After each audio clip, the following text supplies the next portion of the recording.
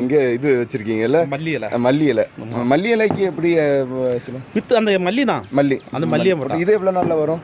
இது ஒரு 10 நாள்ல வந்துரும். 10 நாள்ல வந்துரும். 10 நாள்ல ஒரு 15 நாள்ல பிடிங்கிடலாம். அவ்வளோ சீக்கிரமா வந்துருமா? வந்துரும். 10-15 நாள் போட்டு ஒரு 5 நாள்ல முளைச்சிரும். அப்படியா? சரி. அப்புறம் ஒரு 10 நாள்ல பிடிங்கிடலாம். அவ்வளவுதான். இதுக்குமே இப்போ போட்டு ஒரு வாரம் தான் ஆச்சு. ஒரு வாரத்துல வந்துட்டது. அப்படியா? சரி சரி. இன்னொரு 5 நாள்ல பெருசாயிடும், தூரம் பிடிக்கிறோம். அப்படியா? சரி. அப்போ மல்லி உங்களுக்கு அதுக்கு அடுத்து அங்க வேலை போட்டு வச்சிருக்கோம். ஓ அப்படியா? இது பிடிங்கன்னா சாதாரண மல்லி கடையில வாங்கி தான் பண்றீங்க? கடையில சாதாரண சிலது முளைக்காது. அப்படியா? சரி சரி. சாதாரண மல்லிங்கிறது நம்ம நாட்டு மல்லி போட்டா முளைக்கும். சரி. பெருசா இருக்கிறது வந்து அங்க அவிச்சு தான் வருவாங்க. ஓ அது முளைக்காது. அதை எப்படி அப்படி போட்டுருவீங்களா, உடைச்சி? அப்படியே தான் போடுவோம். அப்படியே போட்டுறீங்க. அப்படி போட்டு இது பாக்குறதுக்கு ரொம்ப நல்லா இருக்கு. இது வளர விட்டுட்டுனா மல்லி காய்ச்சல் வளர விட்டா மல்லி. ஆனா நம்ம இந்த இடத்துல அந்த அளவுக்கு காய்ப்பு வராது. வராது. சரி சரி சரி. ப்ராப்பரா அவங்க தோட்டத்துங்கள்ல போட்டு வச்சா தான் அது வரும். சரி ஓகே.